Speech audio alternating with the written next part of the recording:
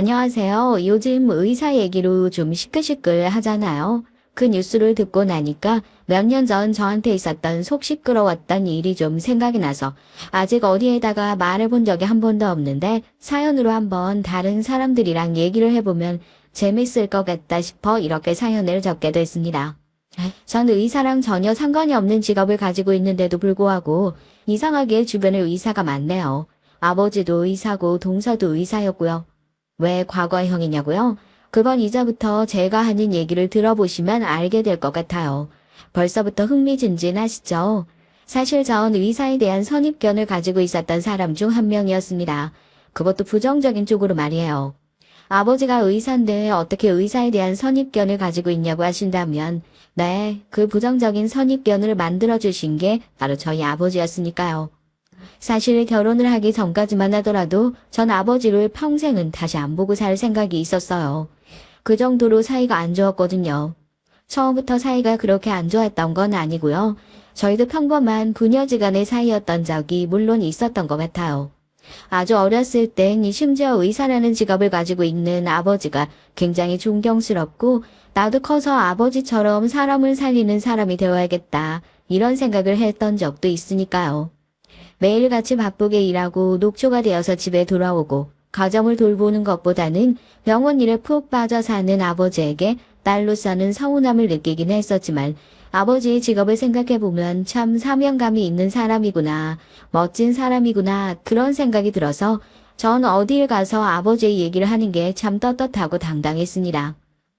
아빠, 나도 커서 아빠처럼 훌륭한 의사가 됐으면 좋겠어요. 사람 살리는 의사요. 아빠 손 하나에 사람이 살고 죽는다는 게 무섭기도 하고 대단하기도 하고 멋있어요. 그래? 우리 언지 아빠같이 훌륭한 의사 되려면 너 지금 이렇게 공부하는 걸론 택도 없는데 명석이 아빠한테 이렇게 아부 떠는 것도 좋지만 의사 되고 싶다는 말 지키려면 얼른 들어가서 공부부터 해야 하지 않겠어? 안정적인 직업을 가지고 있는 아버지, 늘 저를 사랑하고 믿어주시는 어머니, 외동딸이었던 저. 주변 사람들은 저희 집을 보면서 무슨 교과서에서 가족의 예시로 나올 것만 같은 집이라고 하면서 부러워하는 사람들도 많이 있었어요. 저도 그런 얘기를 들으면서 뿌듯해했었고요. 우리 가족의 완벽함은 그 어떤 시련과 고난이 오더라도 절대 깨어지지 않을 거라 생각했습니다. 제가 중학교로 올라가면서 바로 그 끔찍한 사고를 겪기 전까지 말이죠. 영지야, 이번에 학교에서 숙제로 내준 거 있잖아? 직업 인터뷰하는 거. 아버지한테 부탁해서 너희 아버지 인터뷰해도 돼? 너도 알잖아. 나 장래 희망이 의사인 거. 그래서 아버지한테 여쭤보고 싶은 것도 많고. 어? 친구 좋은 게 뭐야. 부탁 좀 하자. 중학교로 올라가면서 저한테 서희라는 절친한 친구가 한 명 생겼어요. 다들 그런 단짝 친구 한 명씩은 있잖아요. 부모님한테도 말 못하는 비밀을 공유할 수 있는 아주 절친한 단짝이요. 서희는 저한테 그런 친구였습니다. 완벽해 보이는 저희 집안 환경을 부러워하면서도 질투하거나 깎아내리는 모습 하나 없이 사람을 있는 그대로 바라봐주고 칭찬할 줄 아는 참 투명하고 밝은 친구였어요. 사실 집안 형편이 좀 유복하다 보니까 은근히 친구들 사이에서는 눈에 보이지 않는 기싸움이나 따돌림도 있었거든요. 쟤는 집이 잘 사니까 은근히 사람을 무시하는 경향이 있다. 선생님들이랑 부모님이랑 친하게 지내서 수행평가 성적이 잘 나오는 거다. 이런 말도 안 되는 소문을 지어내면서 깎아내리기도 했었고요. 저도 어린 나이니까 당연히 그런 소문을 한 귀로 듣고 한 귀로 마냥 흘리지만 못하고 종종 상처도 받고 했었는데 서희는 그런 소문에 짓눌리고 있는 저에게 먼저 손을 내밀어준 참 따뜻한 친구였습니다. 더군다나 서희가 저에게 조심스럽게 밝힌 자신의 꿈은 바로 의사였어요. 전 아빠에게 꼭 아빠 같은 훌륭한 의사가 되고 싶다고 얘기했지만 성적도 그렇고 사실 머릿속에 피가 낭자한 모습만 떠올려봐도 구역질이 날 정도로 비위가 약한 사람이라 평생을 노력해도 의사 같은 직업은 찾지 못할 거라 생각했는데 서희는 달랐습니다. 공부도 잘했고 은근히 대장부 같은 구석이 있어서 얘는 정말 이제 뭘 해도 해낼 애다 그렇게 생각을 했어요. 같이 어울려 다니면서 저희 부모님도 서희를 자주 봤었고 가장 친한 친구라는 사실도 다 알고 있었죠. 저에게 하나밖에 없는 소중한 친구라는 것을 누구보다 잘 알고 있었던 게 바로 아버지였습니다. 그러니까 아무리 이해하려고 노력해봐도 아버지의 행동이 납득이 안 됐을 수밖에요. 서희의 교통사고 사실을 누구한테 들었는지 정확하게 기억이 나지 않습니다. 그 소식을 듣자마자 제 머릿속에 정말 드라마처럼 심정지 환자한테 달아놓은 기계에서 나는 소리처럼 삐 하는 소리가 가득했으니까요. 그냥 심장이 멈추는 것 같았어요. 우리나라에서 교통사고로 다치거나 죽은 사람이 몇 명인 줄 아세요? 194만 명이래요. 이 숫자만 들으면 잘 감이 안 오시잖아요. 교통사고로 거의 16초에 한 명이 다치고 있는 거예요. 제가 지금 사연을 보내고 있는 이 순간에도 말이죠. 그러니까 서희가 당한 교통사고도 별일 아닐 거다. 이렇게 교통사고가 흔한 나라에서 살고 있는데 말 그대로 사고일 뿐이고 치료만 잘 받으면 그래 수술만 잘 받고 나면 별일이 아닐 거다 하는 생각으로 막 달려갔어요. 하필이면 서희가 교통사고를 당하고 막 옮겨졌던 병원이 저희 아버지가 계셨던 병원이라는 것을 알게 됐거든요. 아빠 제발. 아빠도 서희 얘기 들은 거지? 지금 서희 수술 준비하고 있는 거지? 나 서희 없으면 진짜 죽을지도 몰라. 아빠가 수술해서 너무 다행이야. 제발 서희 좀 살려줘. 응?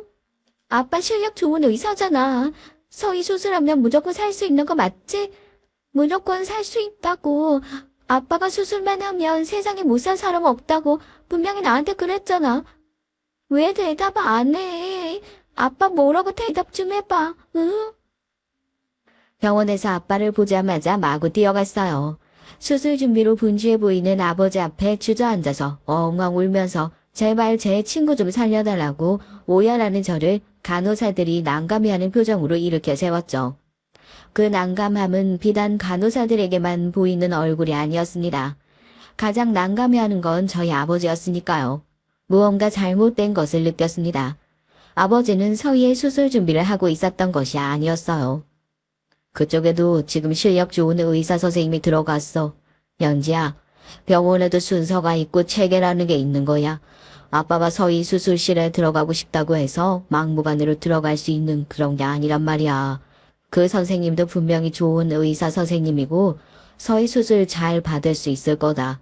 아빠 지금 수술 준비하러 들어가 봐야 하니까 길게 얘기 못해. 나중에 집에 가서 다시 얘기하자. 알겠지? 지금은 우선 진정하고 집으로 돌아가 있어. 그때 그 말을 듣고 덜덜 떨면서 수술실 밖에서 기다리고 있었어요. 곧이어 병원에 익숙한 얼굴이 보였습니다. 서희의 가족들이요. 그런데 서희의 가족들은 제 얼굴을 보자마자 화를 쏟아내기 시작했어요. 어떻게 가장 친한 친구인데 어떻게 그럴 수가 있냐는 원망의 얘기였죠. 가족들이 한참 화를 내는 얘기를 듣고 나서야 전 아버지가 저한테 왜 그런 얘기를 하고 들어가신지 알게 됐습니다. 병원에서도 순서가 있고 체계가 있다는 얘기요. 그 순서와 체계가 돈으로 결정될 수 있구나 하는 것을요. 우리 서희가 널 얼마나 좋아했었는데 하나밖에 없는 친구한테 어떻게 그럴 수가 있어? 아버지가 의사라며? 니네 아버지가 그렇게 잘난 의사 선생님이라서 VIP 환자 살리겠답시고 빚조성이가 돼서 실려온 우리 딸을 침대에 그냥 가만히 누워있게 해? 그게 의사야? 그게 제대로 된 의사냐고.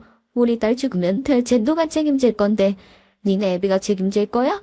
네가 책임질 거야? 차라리 이가원으로 데려오지 말았어야지. 친구 아버지가 유능한 의사라고 여기 오면 수술 빨리 받을 수 있을 거라고 그래서 기껏 여기로 왔다고 하더니 우리 딸이 응급실에서 피범벅이돼. 대체 몇 분이나 그대로 방치되어 누워 있었던 건지 니들이 알기로 하냐고. 가족들의 원망 섞인 얘기를 듣는데 말이 안 나오더라고요. 거기다 대고 제가 무슨 말을 하겠어요. 저도 모르게 고개를 숙이고 죄송하다고, 너무 죄송하다고 그랬어요. 서희 어머니는 제 어깨로 붙들고 우리 딸 잘못되면 네가 살려낼 거냐고, 어떻게 할 거냐고 오해를 하셨고, 주변 사람들은 그런 서희 어머니를 말리느라 정신이 없었죠.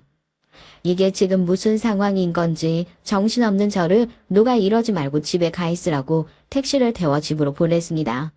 그리고 제가 집에 들어가서 받게 된 소식은요. 절친했던 친구가 세상을 떠나게 됐다는 연락이었어요. 아마 연락처에 있던 모든 사람들에게 다 문자가 갔던 거니까 자연스럽게 저한테도 오게 되었겠죠. 제 친구의 이름과 장례식장이라는 글자가 이렇게도 안 어울릴 수 있구나.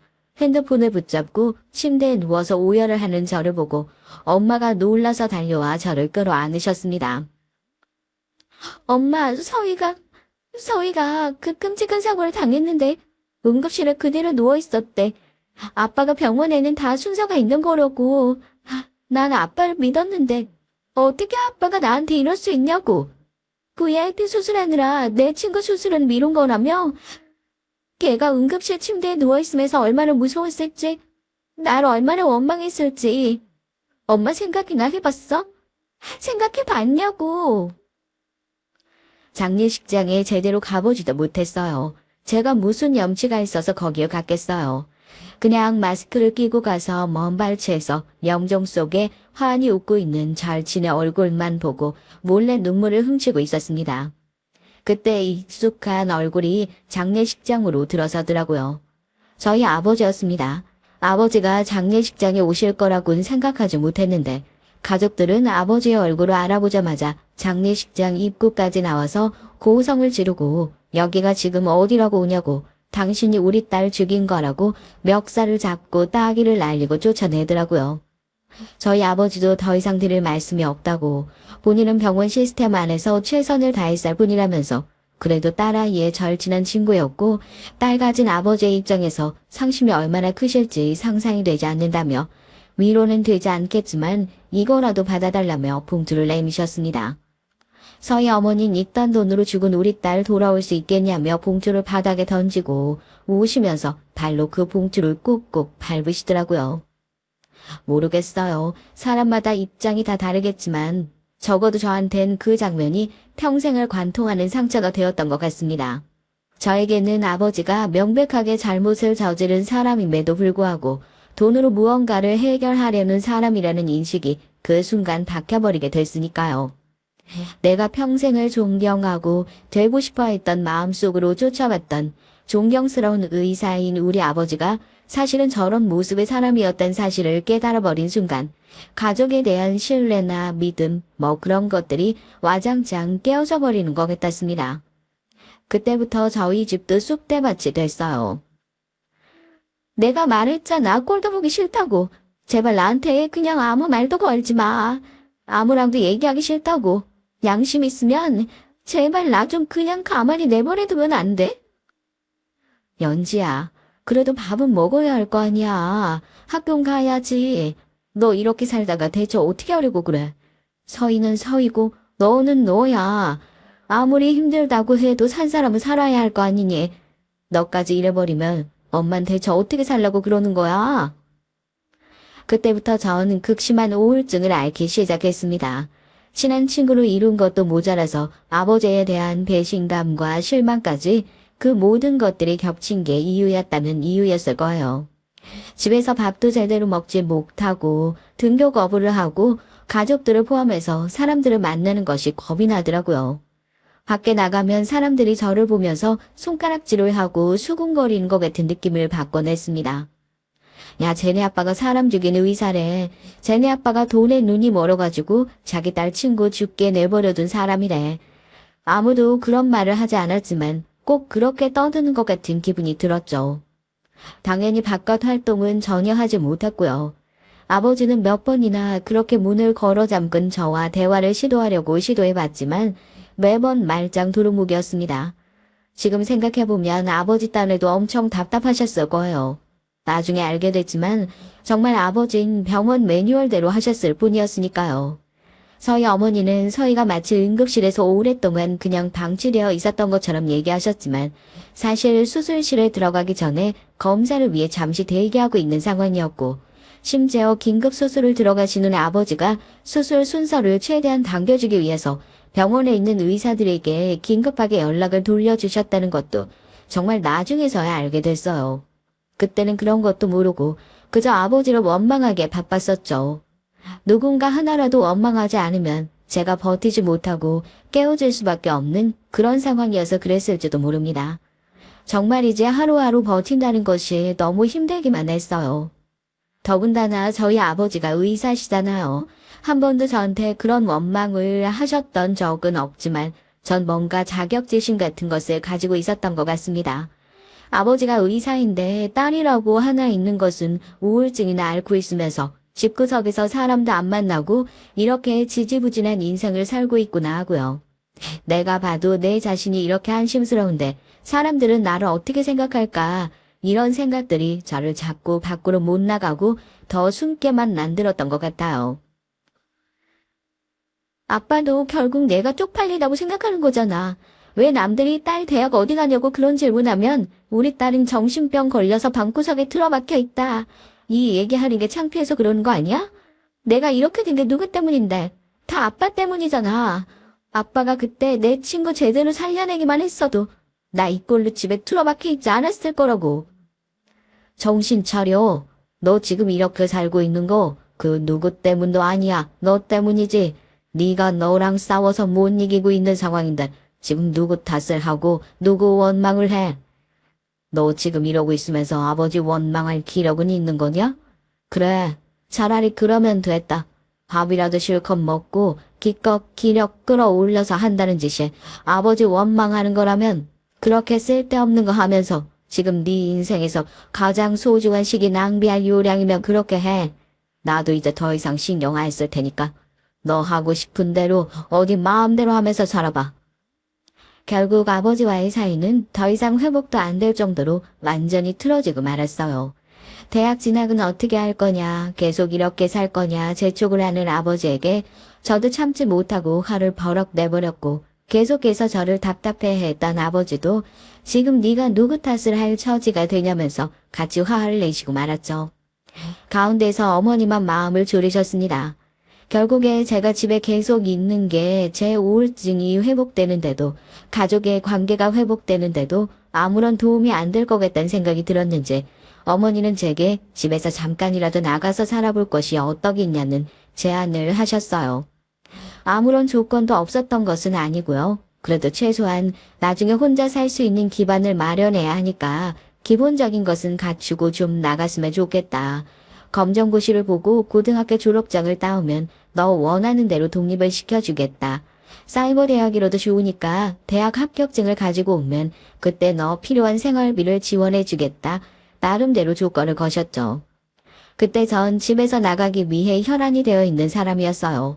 방법은 뭐라도 좋으니까 아버지랑 마주치지만 않고 살 수 있었으면 좋겠다 싶었고 그렇게 1년 동안은 집에서 쥐 죽은 듯이 살면서 독립을 할 준비를 하면서 지냈습니다.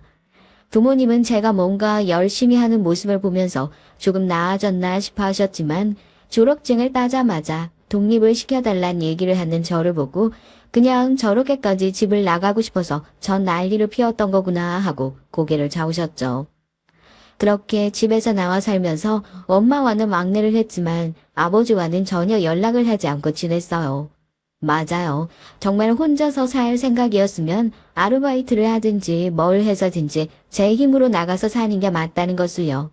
저도 그 당시에 얼마나 철이 없는 행동만 일삼는 사람이었는지 제 모습을 제가 제일 잘 알고 그때 제가 했던 행동들에 대해서 지금은 깊이 반성하고 있답니다. 어떻게든 부모님이 원하는 방향과 반대 방향으로 가는 것이 아버지에게 할 수 있는 가장 큰 복수라고 생각했던 것 같아요. 참 어리석었던 생각이었죠. 생활비 받기 위해서 사이버 대학을 다니면서 생각을 했어요. 이미 공부를 왜 해야 하는지 공부에 대한 흥미도 다 떨어져 버린 시기였고요. 그때 좀 웃기긴 한데요. 제가 빠져 있었던 게 채팅이었습니다. 왜 상대방이 누군지도 모르고 컴퓨터 앞에 앉아서 익명의 상대에게 제 얘기를 털어놓을 수 있는 것이 저에게 퍽 매력적으로 느껴졌었거든요. 인터넷 채팅창에서 얘기를 하다 보면 제가 우울증 환자라는 것도 있고 있을 수 있고 그냥 자유롭게 예전처럼 얘기를 할 수 있는 게 좋았어요. 남편을 만나게 된 것도 제가 사회생활을 다시 시작할 수 있었던 계기도 사실 이 채팅이었습니다. 남편을 인터넷 채팅을 통해서 만나게 됐어요. 라고 하면 별로 좋지 않은 시선으로 보는 사람들이 많을 것이라는 사실도 알고 있지만 사연은 솔직하게 또 접어야 하니까요. 거기에도 워낙 이상한 사람들이 많긴 했는데 남편은 그 중에서도 정말이지 괜찮은 사람이었습니다. 그 당시에 남편이 저한테 그러더라고요. 자기는 사실 출판사에서 일을 하고 있는데 제가 얘기를 하는 거 보면 말도 잘하고 관련된 일도 잘할 것 같은데 자기네 회사에서 마침 교정이랑 교열을 보는 판직자를 구하고 있는데 이력서를 한번 내보는 게 어떻겠냐고요. 사정이 있어서 밖에서 일을 하지 못하고 집안에만 있다는 사정을 알고 있어서 나름 배려를 해주려고 했었던 제안이었겠지만 저한텐 사람을 만나지 않고도 일을 할 수 있다는 것이 퍽 매력적으로 느껴졌어요. 이력서를 한 번도 써본 적이 없는데 제대로 된 아르바이트 면접을 본 적도 없는데 내가 과연 잘할 수 있을까? 걱정도 많이 됐지만 남편이 중간에서 이것저것 많이 도와준 덕분에 그렇게 첫 직장을 구할 수 있게 됐어요. 그때 인터넷에서만 대화하던 남편과 처음으로 만나게 됐고요. 실제로 보니까 제가 생각했던 것보다 더 괜찮은 사람이더라고요. 그 생각을 한 건 저뿐만이 아니었나 봐요. 일을 하면서 남편과 더 가까워지게 됐죠. 일을 하면서 유일하게 밖에 나가서 만나는 사람이 남편이 됐습니다. 그동안 많이 힘들었겠네. 그래도 이렇게 일을 시작하게 됐으니까 가족들이랑 다시 한번 얘기를 해보는 게 어떨까? 예전이랑 마음가짐도 많이 달라졌잖아. 가족들이 왜 그렇게 얘기를 했는지 이해가 안 가는 것도 아니야. 많이 안타까웠겠지. 하나밖에 없는 딸이 여기서 그대로 무너져서 평생 밖에도 못 나가고 살까봐 걱정이 많으셨을 텐데. 이젠 혼자서도 잘 살 수 있다고 보여주면 가족들도 안심하지 않을까? 가족들과의 관계 회복에 있어서도 남편이 정말 큰 역할을 해줬습니다. 그전까지는 엄마와 겨우 연락을 하고 지내고 있었던 사이였고 아버지와의 관계는 이제 끝장이 났다고 생각하고 있었어요. 남편과는 어느덧 연인 관계로 발전하게 됐고 남편은 그래도 제가 어떤 사람을 만나고 있는지 정도는 가족들도 알아야 하지 않겠냐. 본인은 저랑 더 먼 미래의 일도 그리고 있으니까 가족들에게 그 정도는 얘기를 해줬으면 좋겠다. 먼저 말을 꺼내더라고요. 솔직히 저 혼자 있었더라면 엄두도 못 냈을 일입니다. 정말 남편과의 관계를 얘기하기 위해서 가족들에게 먼저 연락을 했어요. 만나는 사람이 있는데 정말 좋은 사람이라고 앞으로 발전될 관계가 됐으면 좋겠다고 생각해서 가족들에게 소개를 시켜주고 싶다. 이 얘기를 처음 꺼냈을 때 깜짝 놀라던 엄마의 반응이 생각납니다. 언제든지 좋으니까 너 마음 편해지면 집에 데리고 오라고요. 저도 그렇게 오랜만에 남편을 데리고 집에 가게 됐어요. 남편은 마치 원래부터 저희 집의 일원이었던 것처럼 그렇게 자연스럽게 녹아들더군요. 내가 가족들과 문제가 있었던가 싶을 정도로 모든 것이 평화롭고 자연스러웠습니다. 그때 결혼을 해야겠다고 결심했던 것 같아요. 솔직히 결혼을 하기에 조금 이른 나이긴 했죠. 그렇지만 이 사람을 놓친다면 제가 평생 후회할 것 같았거든요.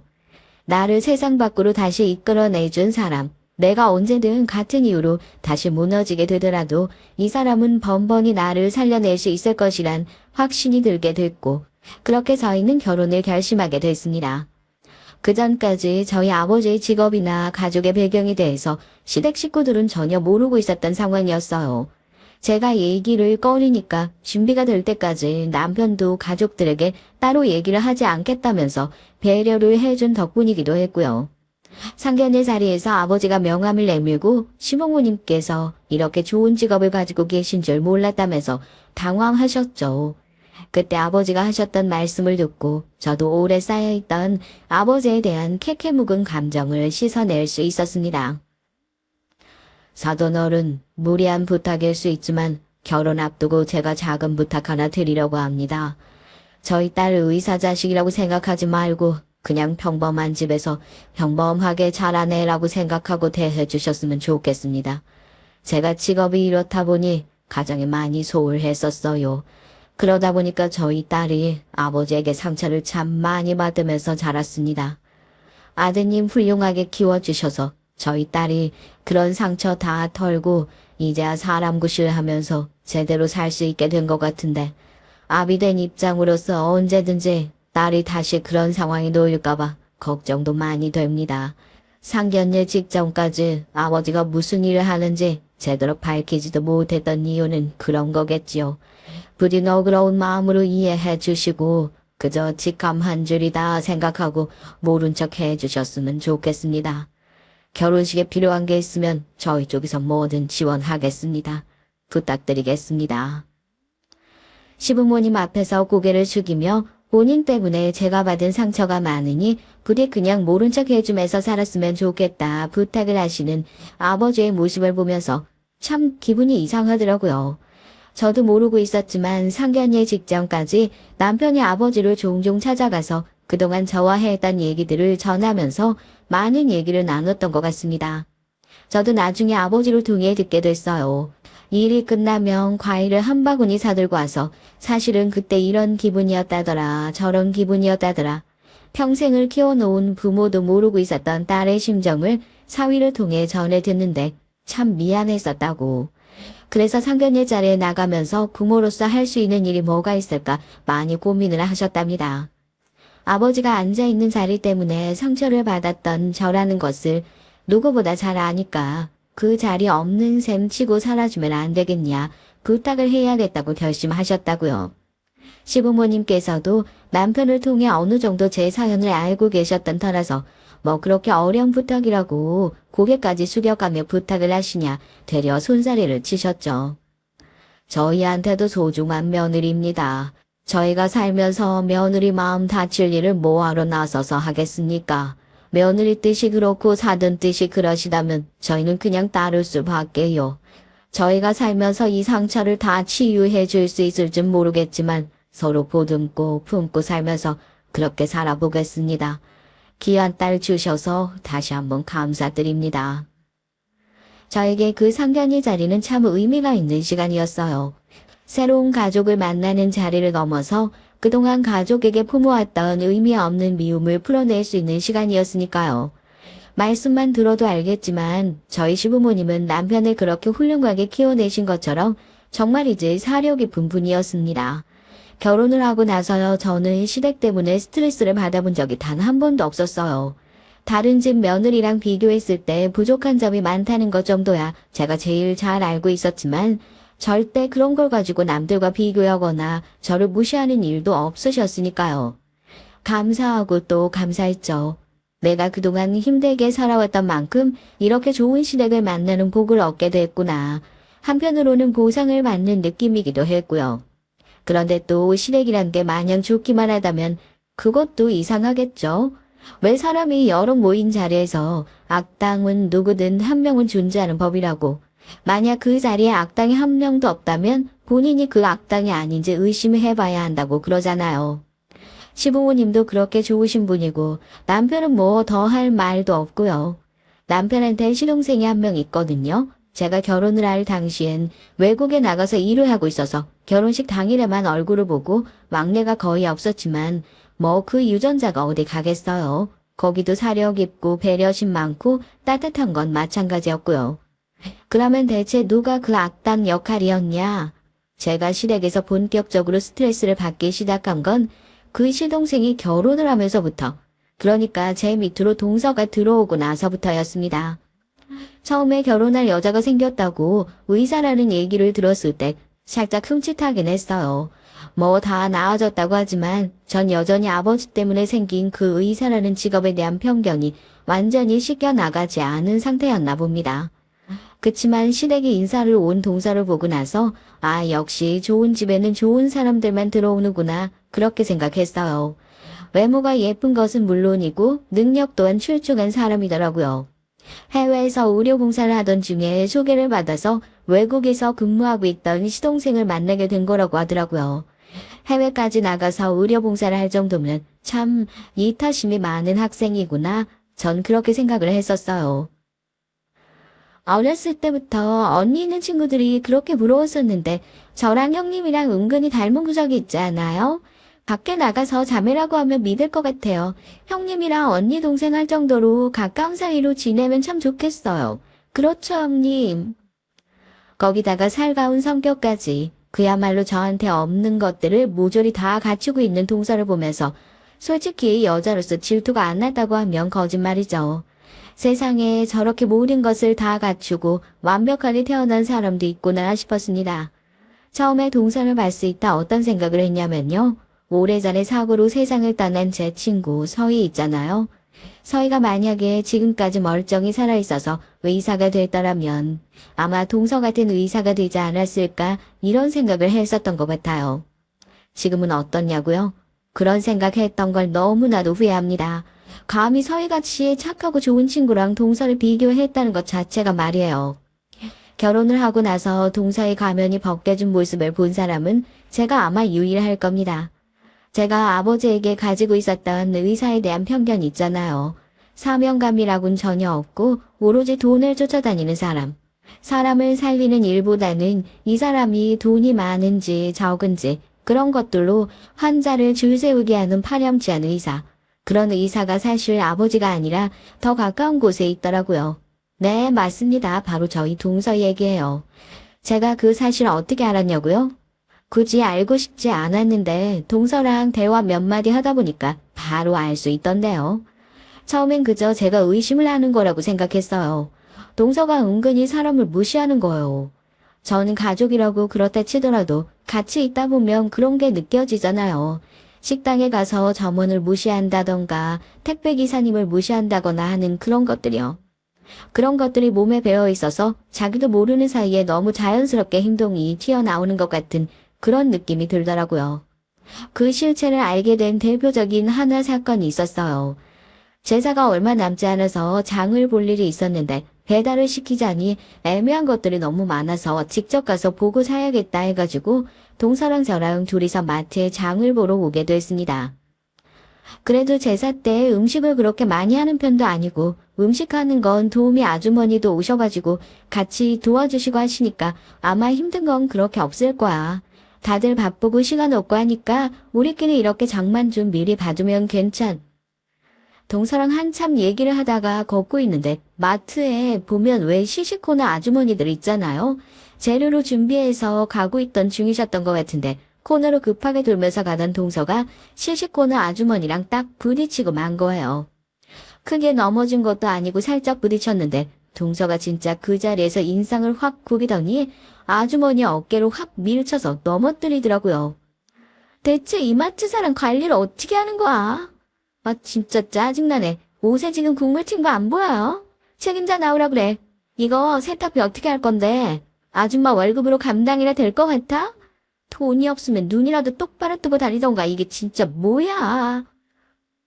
인터넷이나 뉴스로 보던 진상들이 있잖아요. 세상에 사람한테 실제로 저런 말을 하는 사람이 있구나 보고 깜짝 놀랐다니까요. 옷에 뭐가 튀어서 그랬다는데 제가 바로 옆에 있었잖아요. 크게 부딪힌 것도 아니고 옷에 국물 튀어봤자 그거 진짜 조금 튄 거였거든요. 아주머니는 책임자를 부르라는 얘기에 놀라서 죄송하다고 그거 닦아보시겠다고 휴지를 들고 동서한테 다가갔고 동서는 그 손을 탁 쳐버리더라고요. 사람들이 뭐냐고 웅성거리면서 이건 아니다 싶어가지고 저도 아주머니한테 괜찮다고 가보시라고 하고 동서를 끌고 마트 밖으로 나왔어요. 동서는 잘못은 왜 저쪽에 있는데 죄송하냐고 사과를 하냐고 짜증을 내더라고요. 동서, 아무리 그래도 그렇지 나이 많은 사람한테 그렇게 행동하면 어떡해? 사람들 다 쳐다보고. 이거 우리 집에 먹칠하는 꼴밖에 더 돼? 그리고 옷에 튀긴 뭐가 튀어? 세탁비 필요하면 그거 내가 물어줄게. 괜히 일 더 키우지 말고 집으로 들어가. 장은 내가 마저 볼 테니까. 제가 잔소리를 한마디 보탰던 것이 기분이 나빴던 건지 아니면 그 상황 자체가 기분이 나빴던 건지 몰라도 짜증을 내면서 택시를 잡아서 집으로 가버리더라고요. 전 그날 뭔가 기분이 안 좋은 일이 있어서 동서가 유난히 그러나 보다 생각했는데요. 아니요. 그게 아니라 제 앞에서만 그렇게 자기 원래 성격이 다 드러나는 거더라고요. 그러니까 절대 자기 원래 모습을 들키면 안 되는 것 같은 시부모님 앞에서는 웃으면서 세상 착한 며느리인 척을 하면서 제 딴에는 제가 나름 만만해 보였던 모양입니다. 그런 사람이 자기 행동에 이래라 저래라 형님이랍시고 토를 다는 것이 아니까 보였겠죠.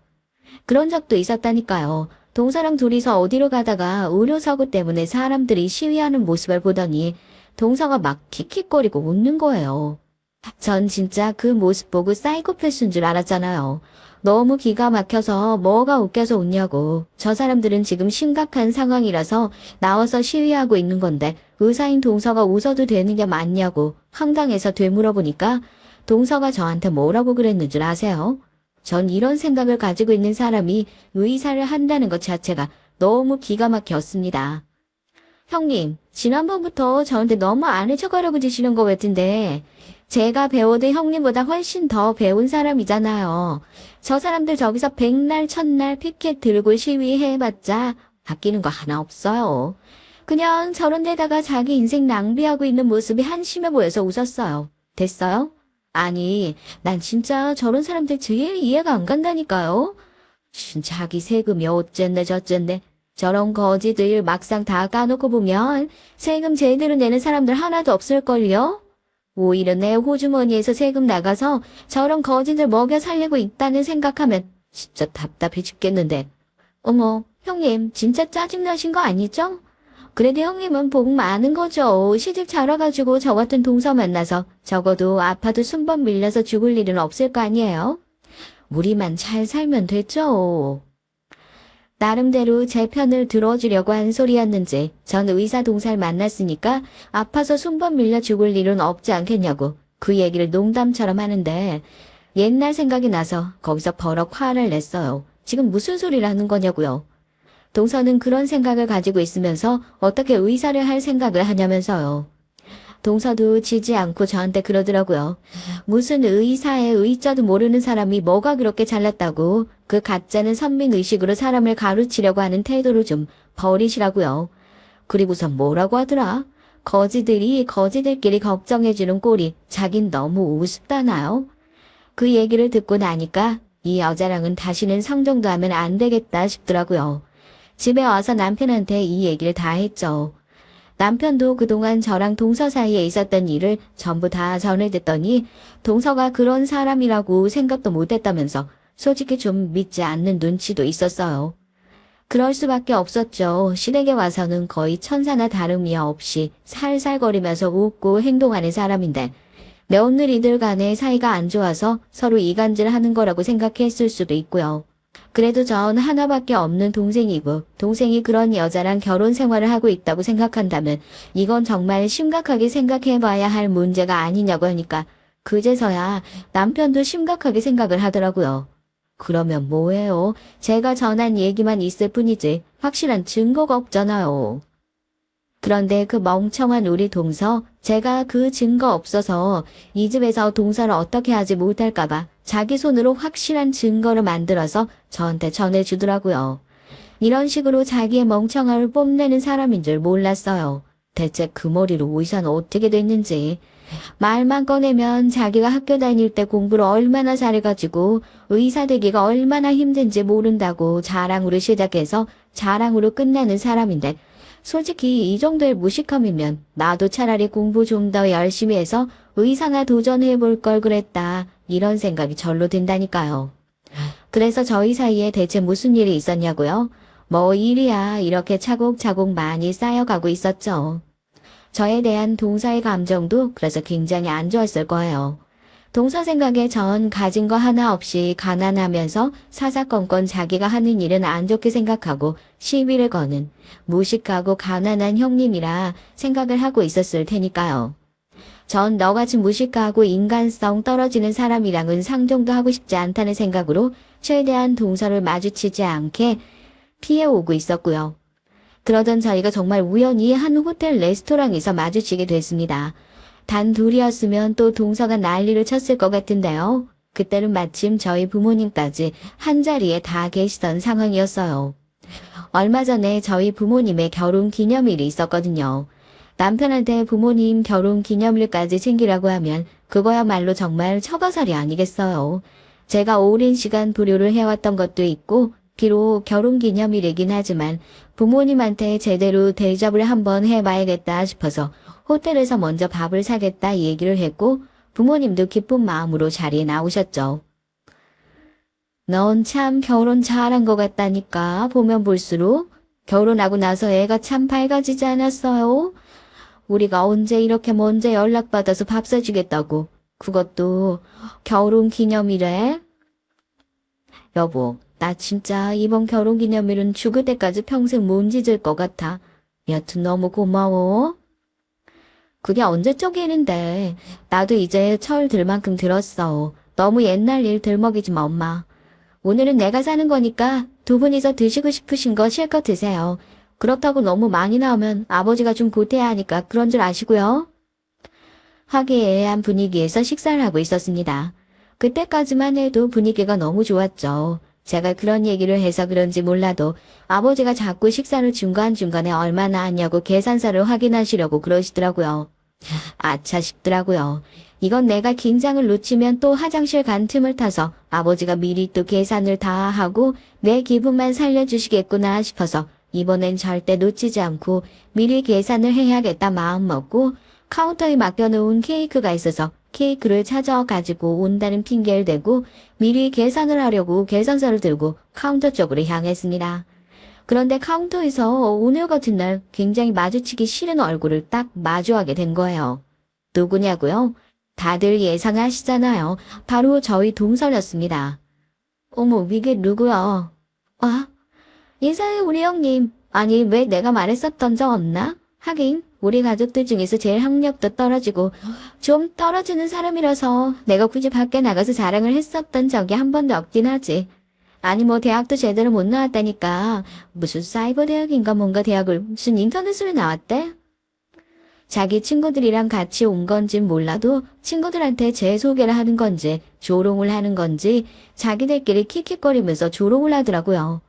부모님이 식사를 하고 계시니까 일을 크게 만들고 싶지도 않고 여기서 괜히 더 욱하고 반박을 하면 여기 있는 수준 떨어지는 인간들에게 먹잇감을 던져주는 꼴밖에 되지 않을 거다 생각하고 무슨 소리를 하든지 신경 쓰지 않고 그냥 무시하고 있었죠. 제가 반응을 하지 않으니까 자기 딴엔 더 긁어봐야겠다는 생각이 들었나 봐요. 동서가 기어이 제 심기를 건드리는 얘기를 하더라고요. 아니 형님은 밥 사 먹을 돈은 있고 제발 주제에 좀 맞게 살아야지. 형님이 얼마나 버시고 아주버님이 얼마나 버신다고 이런 데 와서 사치 부리면 집안이 어떻게 돌아가겠어요. 맏며느리가 어쩌고 저쩌고 하더니 하여튼 그것도 헛소리. 동서가 말을 하다 말고 비명을 지르길래 갑자기 뭔가 싶었는데 갑자기 누군가 나타나서 제 어깨를 툭툭 건드리면서 조롱을 하는 동서의 손목을 확 잡아 들었습니다. 그건 바로 저희 아버지셨어요. 감사한 마음도 잠시 시댁에서 동서에게 이런 소리나 듣고 있는 모습을 아버지에게 들켰다는 것이 너무 창피하고 수치스러워서 말이 안 나오더라고요. 그런데 저희 아버지의 얼굴을 본 동서의 친구들이 처음에는 어라하고 갸웃하는 표정이었다가 점점 공포와 경악으로 물들어갔습니다. 동서는 잡힌 손을 빼내려고 버둥거리면서 지금 이게 뭐하는 짓이냐고 소리를 질렀고 동서의 친구들은 그런 동서에게 제발 입 좀 다물라고 뒤에서 신호를 보냈죠. 저 혹시 땡땡병원 원장님 아니세요? 지난번에 학회에서 뵀던 것 같아서 기억하시죠? 이사님 저 땡땡병원 근무하는 의사 차수연입니다. 그런데 어쩐 일로 오셨어요? 제 동창이 지금 술이 많이 취해서 진상을 부리는 것 같은데. 동창? 너 그럼 네가 말했던 그 의사 동서가 이쪽이냐? 내가 이해비 되는 사람입니다. 술 마시고 협회 이사 얼굴도 제대로 못 알아보는 꼬라지를 보니까 수준 알만하구만. 아버지는 가슴팍에서 명함을 꺼내 동서의 얼굴에 집어던졌고 당황한 표정의 동서가 명함을 주워들어 확인하자마자 아버지 앞에 털썩 무릎을 꿇고 주저앉았어요. 현직으로 계시진 않았지만 그 당시에 저희 아버지께선 대형 병원 원장을 하고 계셨을 뿐만 아니라 대한의사협회 상임이사회에 소속되어 계셨거든요. 명함을 보고 나서야 저희 아버지의 정체를 알게 된 동서는 감히 자기가 비비지도 못할 상대였다는 것을 그제서야 알게 됐는지 무릎을 꿇고 자기가 제대로 알아보지 못하고 실수했다면서 사과를 하더라고요. 형님, 왜 말씀을 안 하셨어요? 아버지가 이런 분이시라고. 전 형님께서 그냥 평범하게 제대로 못 사는 집안 출신인 줄만 알고. 아니, 그게 아니라. 형님, 정말 죄송해요. 제가 정말 술을 좀 마셔서 잠깐 실수한 것 같은데. 정말 실수해요. 용서해주세요. 동서, 실수라고? 그동안 무시했던 건 그럼. 동서는 평소에 살 때도 술에 취해서 사나 봐? 아빠 맞아. 이 사람이 내가 말했던 그 의사 동서, 의사로서 자격도 없는 것 같다는 사람. 아버지는 지금 당장이라도 따귀를 날려버릴까 하는 표정으로 동서를 내려다보시더니 어디론가 전화를 거셨어요. 병원 쪽에다가 전화를 거시는 건가 했는데 상대방은 놀랍게도 저희 시아버지셨죠. 시아버지께 지금 결혼기념일에 호텔에 왔다가 아주 큰 봉변을 당했다면서 동서와 제 사이에 있었던 일, 오늘 아버지가 보셨던 일을 포함해서 그동안 있었던 일들을 낱낱이 다 얘기하셨습니다. 동서는 아버지를 붙잡고 제발 그러지 말아달라고, 자기가 다 잘못했다고, 자기 정말 이혼당하면 친정에서 어떻게 될지 모른다면서 사정사정했지만 저희 아버지는 그런 동서를 정말 벌레 보는 눈으로 쳐다보시더라고요. 뒤늦게 저희 친정 엄마가 오셔서 핸드백으로 동서의 머리를 한 대 팍 내리치셨고요. 그 짓을 하고도 동서가 한 대도 안 맞았냐 억울해하시는 분들이 있을까 봐요. 아버지께서는 최대한 끝까지 점잖게 참으시려고 했지만 어머니는 제가 그동안 당했던 일을 듣더니 도저히 참으실 수가 없으셨나 봐요. 평소에 얼마나 성격이 착하셔서 파리 한 마리 자기 손으로 못 잡으시는 분이었는데 이를 꽉 깨무시더니 핸드백으로 동서의 머리통을 콱 내려치는데 제 속이 다 후련하더라고요. 그래서 그 뒤에 동서는 어떻게 됐냐고요? 당연히 이혼당했죠. 남편도 그 얘기를 전해 듣고 그동안 제 얘기만 듣고서도 충분히 화를 내야 할 일인데 제대로 제 편을 들어주지 못한 것 같다면서 몇 번이나 고개를 숙여서 사과를 했습니다. 서방님도 마찬가지셨고요. 그런 일을 당하고 있는데 왜 가족들한테 진작에 얘기를 하지 않았냐고, 자기 아내가 그런 말도 안 되는 짓을 하는 줄 알았다면 자기가 진작에 나서서 더 크게 화를 냈을 거라고 하더라고요. 결국 저희 부모님께서 나서주신 덕분에 이 복수가 완성될 수 있었지만 그래도 집안에 말도 안 되는 악당이 들어왔다가 뼈도 못 추리고 금방 나갈 수 있게 돼서 얼마나 다행인지 모르겠습니다. 불행인지 다행인지 그 일을 계기로 부모님과 저희 사이가 더욱 돈독해진 것도 있고요. 이혼을 한 이후에도 아버지께서 협회를 통해서 동서에게 알게 모르게 불이익을 주셨던 모양이에요. 너무 상세하게 적으면 이것도 권력을 함부로 휘두른 것이 돼서 문제가 될까 싶어 차마 다 옮기진 못하는 점 양해 부탁드릴게요. 요즘 협회와 관련해서 일들이 너무 많아서 혹시라도 이미 자리에서 내려온 아버지에게 누가 될까 싶어 사연을 쓰면서도 걱정이었는데 속 시원한 사연으로 그냥 즐겁게 들어주시면 감사하겠습니다. 안녕하세요. 저는 청주에 사는 두 아이의 엄마입니다. 혹시 저와 같은 지역에 사시는 분이 사연을 듣고 계신다면 반가울 것 같은데요. 사연 채널이라는 것을 처음 접한 것은 지금으로부터 3년 전이었답니다. 제가 한 곳에 정착하는 걸 못하고 관심사가 다양해서 이것저것 듣는 편인데 사연 채널만큼은 위로가 되어 꽤 오래 들어온 편인 것 같아요. 여러 사연 채널을 왔다 갔다 하다가 최근엔 여기 톡톡 사연 채널에 정착하게 됐습니다. 공감 가는 내용도 많고 성우분들 목소리도 너무 좋더라고요. 그래서 듣기 시작했는데 오늘 제가 들려드릴 제 얘기는 아마도 굉장히 시원한 사이다 사연이 될 것 같습니다. 제가 생각해도 이날의 얘기는 정말 속이 후련하고 통쾌했거든요. 일단 설명하기 앞서 저의 앙숙과 다름없던 두 동서들에 대한 얘기부터 해야겠는데요. 저는 장남과 결혼해 사는 첫째 며느리였고 둘째 동서, 셋째 동서가 차례로 들어온 케이스예요. 다른 집을 보면 순위가 뒤죽박죽인 경우도 많던데 어제 저희 시댁 쪽은 참 순서대로 장가를 잘 가게 됐네요. 먼저 저희 남편 시댁의 장남인 만큼 책임감이 아주 강한 사람이었답니다. 특히 시어머니를 모시는 데 있어서 더욱 그랬어요. 이런 걸 보통 효자라고 하죠. 그래서 사실 저 남편에게 시집을 오면서 걱정이 아주 많았어요. 저에게 자상한 면모를 보이며 잘하긴 했지만 결혼하고 나서 지나치게 시댁과 신경 쓰고 저를 등한시할까 봐요. 저희 친정 어머니도 그렇고 아버지도 탐탁지 않아 했어요. 니들이 좋다니까 내가 여기서 뭐란 말을 덧붙이긴 그렇지만 솔직히 나는 우리 예비 사이가 썩 마음에 드는 건 아니다. 네 얘기만 들어봐도 너무 효자 노릇을 하려고 드는데 그게 며느리를 쏜 좋은 게 결코 아니거든. 나만 봐도 알잖니? 저희 친정어머님 본인이 시집살이를 많이 겪어오며 살아오신지라 특히나 더 걱정이 많으셨던 것 같아요. 하지만 결혼을 하게 된 후 저는 제 걱정이 괜한 것이었다는 걸 깨닫게 되었답니다. 남편은 가정에 매우 충실한 사람이었고 특히 저희 시어머니는 상당히 유순한 성격의 소유자이셨거든요. 그러니까 외려 며느리를 어려워하고 조심스러워하시는 그런 분이셨답니다. 어쩌다 연락 한번 하시는 것도 일부러 남편을 통해 하실 만큼요. 한마디로 배려심이 깊으신 분이셨죠. 걱정이 많았는데 여기서 한시름 놓았습니다. 아가, 내가 혹시나 너를 불편하게 하는 일이 있거든 언제든 말해.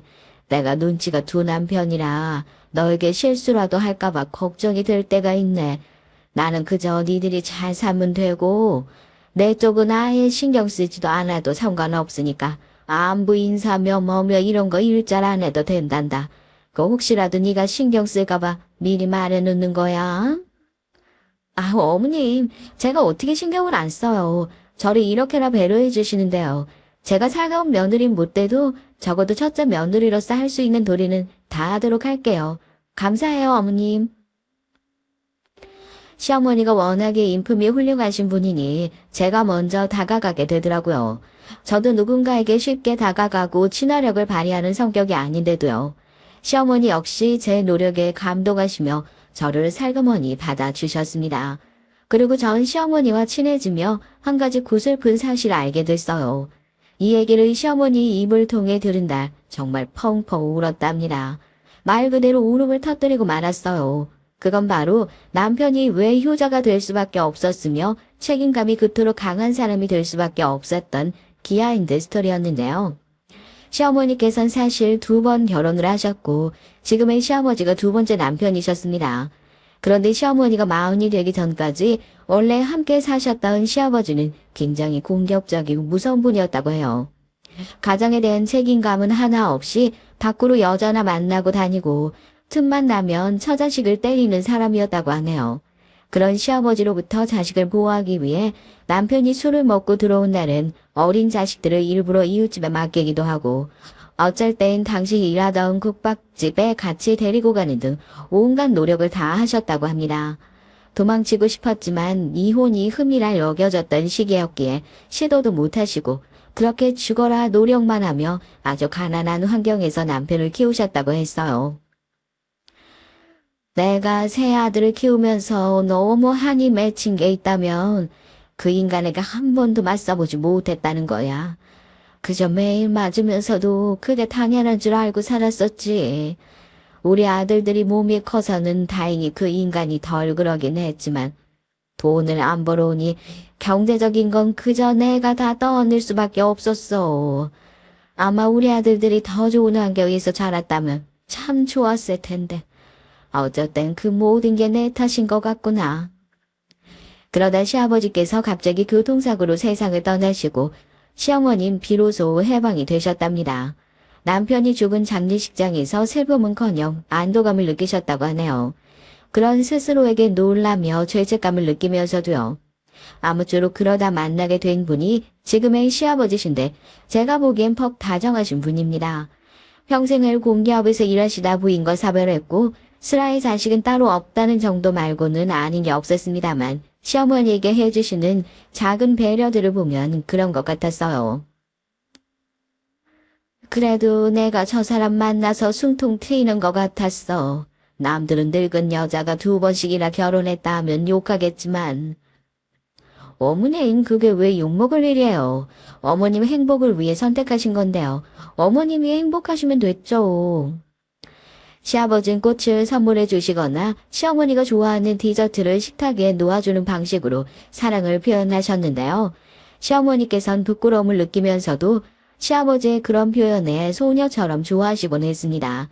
저도 보기 좋았죠. 그리고 당시 장가를 안 가신 도련님들도 좋은 분들이라 시댁이 참 따스했는데요.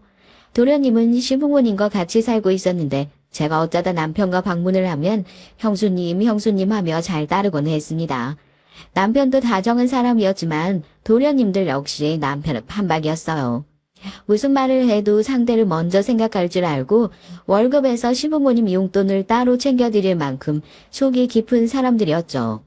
그러다 언젠간 제 생일이라고 이 두 도련님들이 남편과 함께 깜짝 파티를 준비했는데 무척이나 감동이었습니다. 녀석들이 먼저 나한테 제안하더라고. 요즘은 남자도 이런 거 할 줄 알아야 한다고. 그래야 사랑받는다고. 그래서 내가 당신 놀라게 해주려고 준비했지. 정말? 도련님 너무 감사해요. 솔직히 기대도 안 하고 있었는데 그냥 케이크 물고 끝날 줄 알았던 생일이 덕분에 기억에 남는 날이 됐네요. 사실 저희 남편은 다 좋은데 워낙에 우직한 곰 같은 스타일이라 약간 센스는 부족한 편이었거든요. 그래서 생일날 언제나 정해진 계획대로 움직이거나 식당 가서 케이크 불고 끝날 때가 많았는데 우리 도련님들이 그런 면에선 큰 행복을 줬죠. 그런데 이 행복에서 서서히 그늘이 생긴 건 바로 앞서 잠깐 언급했던 두 동서였습니다. 먼저 둘째 서방님이 동서를 데려온 날, 그날이 아직도 기억에 선연한데요. 둘째 동서는 두 눈을 동그랗게 뜨고 시어머니와 저를 한번 쳐다보더니 시댁을 휙 둘러보더라고요. 어느 정도 사는 집구석인가를 가늠하는 눈치였습니다. 사실 여자들이 어떤 촉이나 감이나 이런 면에선 더 예리할 때가 있잖아요. 둘째 동서를 처음 봤을 때 전 만만치 않겠다라는 생각이 가장 먼저 들더라고요. 둘째 동서는 친정이 강남에 있었고 아버지가 사업가시라 유복한 집안에서 자랐다고 들었습니다. 본인은 딱히 능력은 없이 일반 회사원이었는데 친정이 잘 산다는 이유 하나만으로 예단이며 예물이며 꽤나 크게 바래왔었고요. 집도 무리한 대출을 끼어가며 무조건 강남에 있는 신혼집을 고집했습니다. 자기가 친정에 도움을 받을 테니 30억대로 호가하는 집을 전세로라도 살길 원한다고 했죠. 솔직히 예단비 액수가 너무 크지 않나? 물론 시어머니가 아무 말씀 안 하셔서 나도 입 다물고 있긴 했는데 몇 억을 툭툭 내뱉는 게 좀 그러네. 우리 도련님 좋은 금융 공기업 다니고 잘낼 걱정도 없는 좋은 조건인데 자꾸 자기 친정 얘기하면서 선심 쓰듯이 구는 것도 마음에 안 들어. 남편도 제 말에 한숨을 푹 쉬었습니다. 동의한다는 뜻이었죠. 실제로 둘째 동서는 결혼 전 이런 말을 하더라고요. 이건 저를 향해 하는 말이었는데 정말 기분이 나빴습니다. 저희 아빠가 무역 사업을 하셔서 저는 해외여행을 정말 많이 다녀왔거든요. 유럽 같은 곳은 수시로 드나들었죠 뭐. 그래서 외국어를 잘하는 편인데 이는 외국어 쪽은 약하더라고요. 연애하면서 많이 알려줬어요. 이젠 저만큼은 아니지만 꽤 해요. 네, 제가 수민이한테 많이 배웠어요. 근데 형님 되실 분은 외국 여행 같은 거 많이 다녀보셨어요? 어딘가 한국 토박이 느낌이 나서요. 왜 해외 안 가시고 한국에서만 사시는 사람들 있잖아요. 어딘지 형님께선 그런 느낌이 느껴지나요? 네? 전 외국 여행은 그리 좋아하는 편은 아니에요. 이제는 한국에도 좋은 건 많으니까 시간 나면 차라리 국내 여행 가는 편이죠. 실제로 전 이미 어렸을 적 외국 여행을 많이 다녀왔기에 남편과 시간이 맞을 때면 국내 여행을 자주 다녀오곤 했습니다. 물론 아이를 낳고 나선 시간 여유가 없었기에 그럴 여력도 없었지만요. 근데 이놈의 둘째 동서가 결혼 후엔 완전 정신줄을 놓은 건지 자꾸 저를 자극하더라고요. 그것도 시부모님이 있는 앞에서 대놓고 말입니다. 저에게까지 하는 건 애교로 봐줄 수 있었지만 시부모님 앞에서 그런 소리를 찍찍 발설하는데 너무 기분이 안 좋더라고요. 거기다 그날 둘째 동서는 추석임에도 불구하고 힘든 일은 죄다 제게 맡겨두고 수다만 떨니 바빴어요. 시어머니를 붙잡고 그렇게 세워라 내워라 수다를 떨더라고요. 시어머니는 제게만 맡겨놓으셔서 미안하신 안색이면서도 동서가 말을 거니 받아주셔야 했고요. 저를 도와주는 건 남편뿐이었습니다. 하지만 남편이 도와준다고 해도 쉽게 끝날 일이 아니었어요. 남편도 나중에 설거지로 근육통이 왔다고 할 정도였으니까요. 당시 셋째 도련님이 미국으로 연구를 하러 가게 되어 1년 정도를 미국에 있으셨는데 도련님의 존재가 그립기까지 하더라고요. 있었다면 저를 도와주셨을 텐데요. 참 외롭고 서글픈 감정까지 들었습니다. 야밤이 되어서야 겨우 일을 끝내고 입가심 겸 다같이 둘러앉아 둘째 동서가 사온 매실차를 마셨는데요. 동서는 고급 매실차라는 것에 강조하며 또 한 번 허세 아닌 허세를 떨고 있었습니다. 전 떨떠름하게 웃고 있었고요. 근데 거기서 사건이 발생했어요. 형님, 제가 이번에 괌을 갔다 왔는데 해변가에 사람이 없어서 너무 춥더라고요. 거기서 그냥 책 하나 읽으면서 파도 소리 듣고 있는데 너무 좋은 거 있죠. 우리 형님도 그런 곳에 가서 즐기면 참 좋을 텐데. 참, 형님은 지방 살아서 경제적으로 여유가 없으시죠. 아쉽네 정말. 여보, 우리 다음엔 형님도 껴서 같이 가요. 사람이 한번 태어났으면 그런 데도 둘러봐주고 그래야 살맛이 나는 거죠. 여기서 열이 확 받더라고요. 이땐 저도 한마디 따끔하게 말하게 됐습니다. 제 발언에 시댁의 공기가 서늘해질 걸 예상했지만 그래도 할 말은 해야 기강이 잡히는 것이라 생각했죠. 동서, 나도 감 갔다 왔어. 그러니까 그런 식으로 사람 무시하는 거 그만둬. 동서 집안이 여유로운 건 알겠는데 그렇다고 사람 까내리고 함부로 평가하는 거 좀 아니지 않아? 어머, 형님, 제가 언제 까내렸다고 그래요. 말씀이 지나치시네요. 그게 까내린 거 아니고 뭐야? 그리고 동서, 내가 지방 산다는 이유로 여유 없다 뭐다 하는 거 같은데 동서가 나에 대해 제대로 아는 게 뭐가 있어? 사람을 함부로 평가하는 것도 잘못이고 지금 시부모님 다 있는 앞에서 이러는 것도 잘못이야. 다시 이런 일 없도록 해줘. 나도 지금껏 많이 참았어. 제가 크게 내지르자 동서는 조금 주춤하더니 입술이 툭 튀어나와선 자기 남편을 쳐다보더라고요. 서방님은 아무 말도 못하고 곤란해하는 표정을 지었고요. 결국 저희 형수님 저희 집에 가야겠어요 하고 자리를 파하며 찝찝하게 끝나버렸습니다.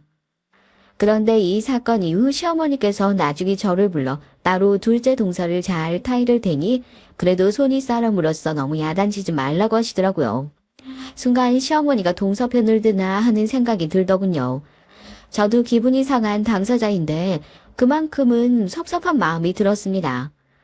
시어머니 입장에선 아들이 혹시라도 며느리와 싸워 부부싸움이라도 날까봐 걱정하시는 모양이었는데 이해가 되면서도 한편으로는 마음은 섭섭했죠.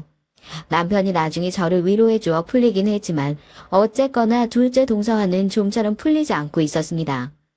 그러다 둘째 동서가 더욱 기고만장해지게 된 사건이 생겼는데요. 동서네 쪽 친정 아버지 사업 하나가 이번에 잘 풀려서 동서에게 비싼 외제차를 사주게 된 것이었습니다. 동서의 SNS가 외제차로 온통 도배되어 있더라고요.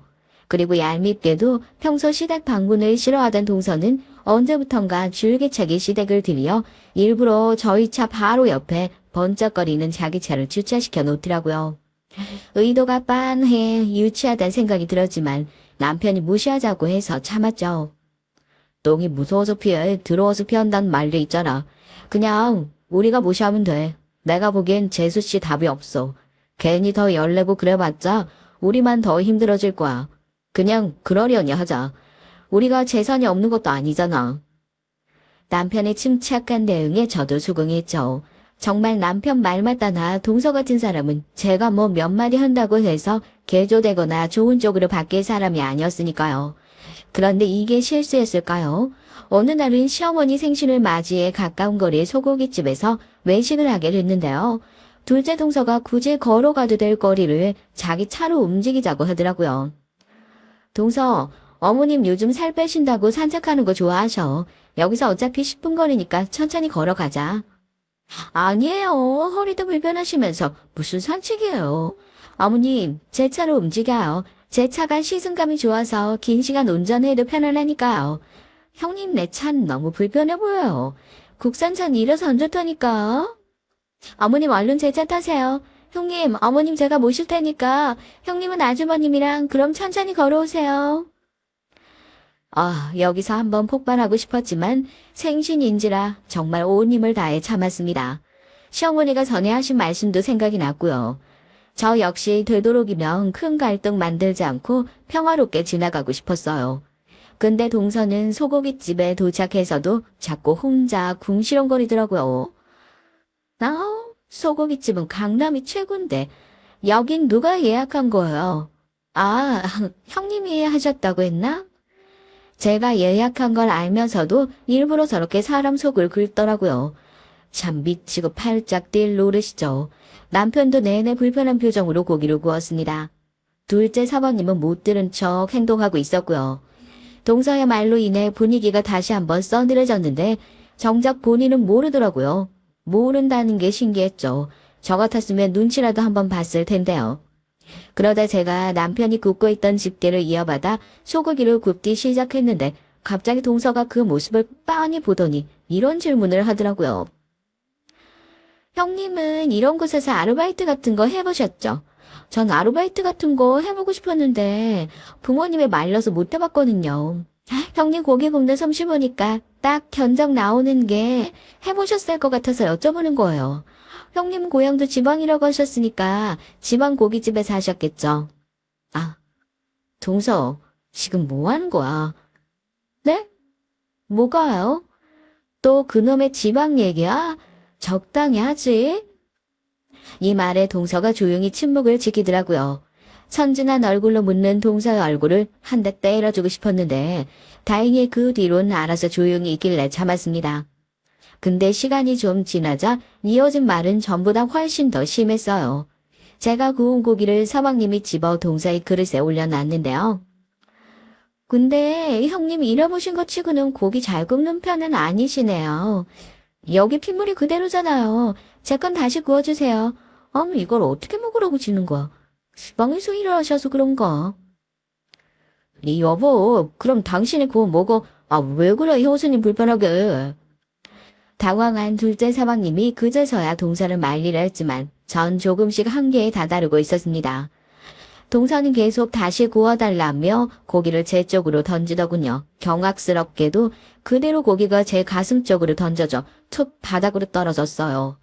가뜩이나 하얀색 블라우스를 입고 있었는데 옷이 엉망이 되어버렸죠. 그 와중에 시부모님께서는 일단 가만히 지켜보실 뿐 별 말씀이 없으셨습니다.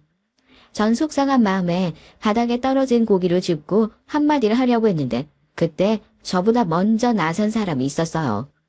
재수씨, 지금 뭐 하는 겁니까? 바로 험악한 얼굴을 하고 있는 남편이었어요. 지금 내 아내가 만만해요. 내 아내 재수씨 손이 동서되는 사람이에요. 예의 지킬 땐 지켜야지. 지금 선을 넘어도 너무 넘은 거 아닙니까? 나 누군가에게 특히 가족한테 듣기 안 좋은 말 하는 사람 아닙니다. 근데 이건 정말 지나치네요. 식당 와서 집게 한번 안 들고 계속 이거 해라 저거 해라 시키는 태도는 뭐예요? 내 아내를 뭘로 생각하시는 거예요? 당장 사과해 주세요. 남편이 이렇게까지 화가 나 나선 적은 처음이었어요. 그러자 동서도 그제야 당황했는지 말을 얼버무리며 그런 의도가 아니었다는 둥, 고기를 불판에 던지려고 했던 게 힘 조절이 잘못되었다는 둥 변명을 하더라고요. 그리고 이때 시어머니도 조용히 입을 여셔선 둘째네가 잘못한 일이라고 한마디를 하셨습니다. 모두가 둘째 동서를 좋지 않은 눈길로 보자 단단히 위축되어 이래서 처음부터 집에 가고 싶었다느니 하는 말을 내뱉더라고요. 그의 남편은 단단히 화가 났는지 계속해서 큰 소리로 내뱉었습니다. 덕분에 고깃집에 있는 사람들의 시선이 이쪽으로 죄다 몰려왔죠. 재수씨, 난 재수씨가 처음 우리 집안 식구로 들어왔을 때 누구보다 환영했다고 생각합니다. 가족이라는 게 그런 거니까요. 근데 후회가 아주 많이 되네요. 내 동생 안목이 이 정도일 줄은 상상도 못했는데. 솔직히 지는 너에게도 실망이다. 형으로서 너한테 못한 거 없다고 생각했는데. 나름 챙겼다고 생각했는데 넌 재수씨만 신경 쓰느라 나나 네 형수가 어떤 기분일진 전혀 생각하지도 않네. 죄송하지만 저 먼저 가겠습니다. 어머니 아버지 식사 마저 하고 오세요. 형, 잠깐만. 둘째 서방님이 급하게 자리에서 일어나 저희를 붙잡으려 했지만 남편은 제 손을 잡고 나와버렸어요. 저희는 그렇게 자리에서 일어나 밖으로 나갔죠. 그런데 나오자마자 콜라 한 잔을 마신 듯한 시원함, 통쾌함과 더불어 약간의 미묘한 찝찝한 감정이 들었습니다. 남편이 한 말은 물론 다 맞는 말이었지만 이후 저희가 편하게 시댁에서 얼굴을 마주보고 대화를 나눌 수는 없을 것 같았기 때문이었죠. 그래도 어찌되었건 다른 거 생각 말고 말을 질러준 남편이 참 고마웠습니다. 그리고 정말 다행이었던 부분은 이후 어떤 대화가 오갔는지 모르겠지만 둘째 동서의 행동이 꽤나 얌전해졌다는 것이었어요. 여기서 얌전해졌다는 말은 무례하지 않게 저를 대했고 명절날도 자기 도리하고 가더라고요. 평상시 같으면 절대 하지 않을 요리도 하는 신용이라도 했고요. 또 시어머니는 저를 불러 이런 말씀을 하셨답니다. 이 말씀으로 사실 그간 쌓여있던 오해가 많이 풀어지게 됐는데요. 아가, 내가 너를 더 챙겼어야 됐는데 그날 진성이가 한 말 듣고 나도 많이 반성하게 되더구나. 미안하다. 나도 모르게 젊었을 적 습관이 나와버린 게야. 그 애가 너한테 되바라지게 구는 걸 보면서도 나서야 한다는 걸 알면서도 그만 나약해지고 말았지. 또 진우도 많이 너에게 미안해하고 있단다. 네가 자기를 많이 챙겨줬는데 그걸 등졌다고. 우리 가족이 너에게 참 미안하구나. 시어머님 번번이 자신이 나서 한마디 하고 싶었지만 그게 더 큰 가족의 분란과 갈등이 될까봐 들어오셨다고 합니다. 듣고 나니까 이해가 되더라고요. 혹여나 동서를 편애하는 건 아닐까 하고 속으로 품었던 시어머니에 대한 오해를 이날 정리할 수 있게 됐죠. 온전히 이해가 되는 건 아니었어도 사과를 받은 것으로 충분하다고 여겼어요. 그러고 전 당시 아버지 사업을 돕느라 바빠지게 되었는데요. 저희 아버지가 이번에 렌트카 사업을 따로 또 시작하게 되시면서 관리자가 한 명 필요했는데 아이를 키우고 있는 제게 부탁을 한 것이었습니다. 아버지는 아이가 어느 정도 자랐으니까 다시 회사에 복귀해달라고 하셨고요. 저도 내심 아이 양육에만 집중하느라 집에만 있었더니 좀이 쑤시기도 했고 사회생활이 그리웠던지라 수락을 했고요. 그러면서 시댁에는 거리를 두고 열심히 워킹맘으로 살아가고 있었는데요. 어느 날 셋째 도련님이 미국에서 돌아오신다는 연락을 받게 된 겁니다. 네? 아, 도련님이 오신다고요? 당연히 기쁘죠. 뭐 먹고 싶은 거 없으세요? 개국파티 해야죠. 타지에서 연구 마치고 돌아오시느라 힘들었을 텐데 제가 대접할게요. 아, 마음은 감사한데 요리하기 힘드실 테니까 그냥 우리 밖에서 먹어요. 도련님은 남편보다도 저희가 먼저 연락을 했는데 제가 그만큼 특별히 셋째 도련님과는 유대관계가 깊었기 때문입니다. 이상하게 성격도 비슷한 구석이 있고 대화도 잘 통하더라고요. 그런데 이때 도련님이 제게 살짝 말하신 것이 상당히 충격적이었어요. 뭐라고요? 아, 여자를 소개시켜준다고요? 웬일이에요? 아니, 정말이에요. 도련님은 사실 비혼주의자였어요. 자기는 키우는 고양이들과 함께 혼자 사는 것이 편하다고 하더라고요. 개인주의 성향도 강하고 아무래도 가정을 꾸리는 사람에게 맞춰 사는 건 자신이 없다고요. 그런 도련님이 소개시켜주는 여자라니 저나 남편 모두 들떠 어떤 여자일지 궁금해했습니다. 무엇보다 기대가 컸던 것 같아요. 도련님의 인품에 걸맞는 여자, 어떤 인상에 어떤 성격을 가진 여자일까 하고요. 그리고 셋째 동서를 만나는 날, 아, 저는 속을 뻔했네요. 얌전하고 차분한 인상 말입니다. 셋째 동서는 미국에서 유명 미술 관련 대학원을 다니다가 도련님과 만나게 되었다고 했는데요. 처음에 저에게 무척이나 호의적으로 굴었습니다. 제가 과일을 깎고 있으면 이런 건 막내가 하는 것이라며 다가와 칼을 들었고 이따금씩 제 아이들을 향해서도 용돈 같은 걸 주며 잘해줬거든요. 형님, 전 형님이 어떤 면에서 너무 존경스러워요. 응? 뭐가? 형님 요즘 아버지 사업 돕고 계시다고 했잖아요. 저도 아버지가 하시는 사업 돕고 싶은데 전 자유로운 영혼이라 저 하고 싶은 것만 하고 살거든요. 최근에 미술품 수집만 열심히 하는데 저도 그런 효녀가 되어야 할 텐데 전 아버지한텐 아마 나쁜 딸일 거예요. 형님은 시부모님께도 참 잘하시는 것 같고 존경스러워요, 형님. 착하고 수다분한 모습이며 서운하게 웃던 그 인상, 아직도 그 인상이 잊혀지지 않습니다. 하지만 셋째 동서의 이중적인 모습은 제가 둘째 동서와 함께 비밀스레 나누는 뒷담화를 들으면서 알게 됐어요. 김장날 뻔히 제가 부엌에 있는 걸 알면서도 집안 안방에서 한 얘기였으니 뒷담화라고 해야 할지 앞담화라고 해야 할지 사실상 모르겠지만요. 얘기는 먼저 셋째 동서의 입에서 튀어나왔습니다.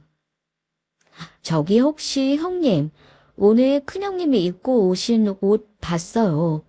저 깜짝 놀랐네요. 편하게 입으시는 건 좋은데 가끔은 그 정도가 좀 과하신 게 아닐까 싶거든요. 완전 시장 아줌마처럼 보여서요. 동서, 우리 큰형님으로 말하자면 우리랑은 레벨 차이가 어마어마하게 나시는 분이야. 지방에 사는데 강남 사는 우리랑 어떻게 같겠어. 그러니까 그냥 형님이 뭐라 하든 한 귀로 듣고 한 귀로 흘려. 들을 가치 하나도 없는 얘기만 하거든. 네, 저도 그러더라고요. 처음에 꾸미는 걸 별로 좋아하지 않으시는구나 정도로만 생각했는데 갈수록 거부감이 드네요. 미술인이 예술 얘기할 때도 아무것도 못 알아들으시고 가방끈이 짧으셔서 그런가 수준 차이가 너무 느껴져요. 나는 뭐 원래 지방 사람들이 그런가? 어쨌든 얘기할 때 대화가 안 되니까 답답하네요. 동서들의 말에 너무 충격을 받아 전 김장을 하다 말고 비닐 장갑에 묻은 김치 국물이 앞치마에 묻는지도 모른 채 5분을 멍하니 있었던 것 같아요. 그리고 이때 참으로 어이가 없었던 것이 둘 다 저에 대해 정확한 정보도 알지 못한 채 저런 말을 나불댄다는 것이었습니다. 속이 상해서 이것을 시어머니에게 털어놓지도 못하고 집에 와서야 남편에게 말하게 됐어요. 남편도 화가 나선 아니 당신한테 그런 식으로 말했다고? 진짜 보자 하니까 하면서 어떻게 두 놈들이 다 똑같은 여자를 집에 데려온 거야 하며 분노를 표출하더니 서방님들에게 급기야 전화까지 하더라고요.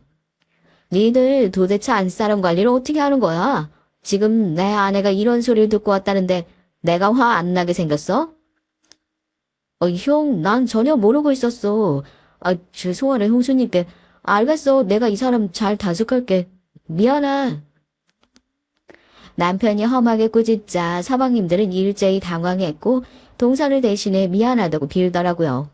근데 여기서 서방님과 동서들 사이에 부부싸움이 있었던 건지 동서들이 저를 보는 눈초리가 더욱 험악해져 갔습니다. 그렇게 둘째 동서와 셋째 동서가 둘 다 강남에 산다는 이유로 공감대를 형성한 이후로는 저에 대한 차별, 혐오는 더욱 심해져 갔네요. 솔직히 능력이 안 되어 강남에 안 사는 것이 아닌데도 그런 시선을 받을 때면 문득 강남으로 이사가 버릴까 하는 생각이 치밀곤 했습니다. 근데 그런 생각을 바로 잡아준 것이 뚝심 있는 남편이에요. 남편은 동서들의 말에 휘둘리면 한도 끝도 없다고 말하더라고요. 그때 남편 말을 듣길 참 잘한 것 같습니다.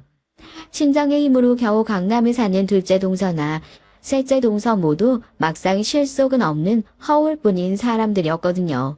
그건 제가 뒷조사니 뭐니 해보지 않아도 바로 알 수 있는 사실이었습니다. 둘 다 대출을 잔뜩 껴서 살고 있었는데 서방님들이 그 대출 빚을 갚느라 죽겠다고 앓는 소리 하는 건 남편 통해 자주 들었거든요. 애들이 힘들어 죽겠다고 하나. 재수 씨들이 다 사치가 심하고 하나같이 자기 말은 들으려고 하질 않는데 좀 적게 쓰라고 해도 그 한마디 했다고 삐지고 토라지고 그러니 맨날 부부싸움만 이어진다고. 정말? 어쩐지 매일 SNS가 쇼핑 사진으로 도배되어 있더라니. 그나저나 서방님은 연봉이 적은 편도 아닐 텐데 어느 정도길래? 둘째 서방님이나 셋째 서방님 모두 능력 없는 분들이 아님에도 불구하고 서방님들 둘 다 힘들어하고 특히나 셋째 서방님은 마음고생이 심해서 소주를 먹지 않으면 잠이 오지 않는 불면증까지 앓고 있다고 하더라고요. 셋째 서방님은 성격이 조용조용하고 화를 잘 내지 않는 사람이라 속으로 앓는 것이 분명했습니다. 제가 첫째 서방님과 더 유대관계가 있다고 말씀드렸잖아요. 그래서 더 마음이 가고 안쓰러웠죠. 근데 그 집안 사정을 뻔히 아는 제게 동서들은 이렇게 말하더라고요. 형님, 저희가 일을 왜 해요? 우리 남편이 잘 버는데? 그래도 같이 벌면 아이 키우기에도 좋지. 동서는 아직 모르겠지만 아이 낳으면 돈이 많이 들어가. 생각보다 이것저것 신경 쓸 것도 많고. 전 친정이 잘 살아서 괜찮네요. 그나저나 형님은 가만 보면 오지랖이 상당하시네요. 왜냐 전 바깥에서 일하는 여자들 보면 불쌍해요. 저처럼 팔자 좋게 살 수도 있는데 너무 안 됐더라고요. 특히 애 키우느라 일 다니느라 아침에 제대로 화장도 못하고 나가는 거 보면 참 불쌍하기도 하고. 그건 저를 공격하는 말이었습니다. 제가 예전에 그런 말을 한 적이 있었으니까요. 아버지 사업을 돕고 있느라 아이들 밥 차려주고 나면 헐레벌떡 화장도 못하고 나간다고요. 근데 여기에 셋째 동서가 옳다구나 말을 얹더라고요. 크게 차분한 어투로 어머 형님 그렇게 생각하셨어요? 저도요. 저는 어느 날이고 미술관 가서 예술 감상하는 게 낙이잖아요. 근데 우리 큰형님은 워낙에 바쁜 삶을 사시는 것 같아서 안타깝네요. 아, 형님, 비하하는 거 아니에요. 오해하지 마세요. 이러더라고요. 이게 어떻게 저를 겨냥하는 말이 아닐 수가 있을까요? 당시 서방님들은 둘째 동서나 셋째 동서 모두 은근히 일을 했으면 하는 바람을 가지고 계셨거든요. 그래서 제가 살짝 떠보듯 일할 생각이 없냐고 물은 것이었는데 저렇게 반응을 하니 기가 차서 할 말이 없었죠. 거기다 저를 비하하는 말에 열도 받았고요. 공주의 삶을 누리는 자기들 입장에선 제가 하루 종일 일해야 겨우 애들 키우고 먹고 사는 시녀처럼 보였나 봐요. 이때 서방님들을 생각하니 더 마음이 안 좋아 저도 한마디 하게 되었답니다.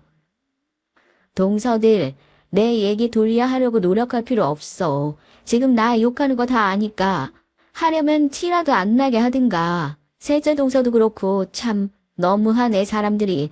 둘째 동서는 저번에 우리 남편이 한 말 싹 다 잊어버렸나 봐. 그리고 말 나온 김에 하는데 저번에 내 뒷담화 하는 것도 다 들었어. 내가 지방에 살아 수준이 떨어지네. 가방끈이 짧네 어쩌는. 왜 그런 말들 하는 거야 가족끼리. 형님, 수준 떨어지는 게 뭐 틀린 말인가요? 형님은 저희가 지금 여기서 영어로 대화한다고 해도 강남에 관련된 얘기를 한다고 해도 한마디도 못 알아들으실 거잖아요. 맞잖아요?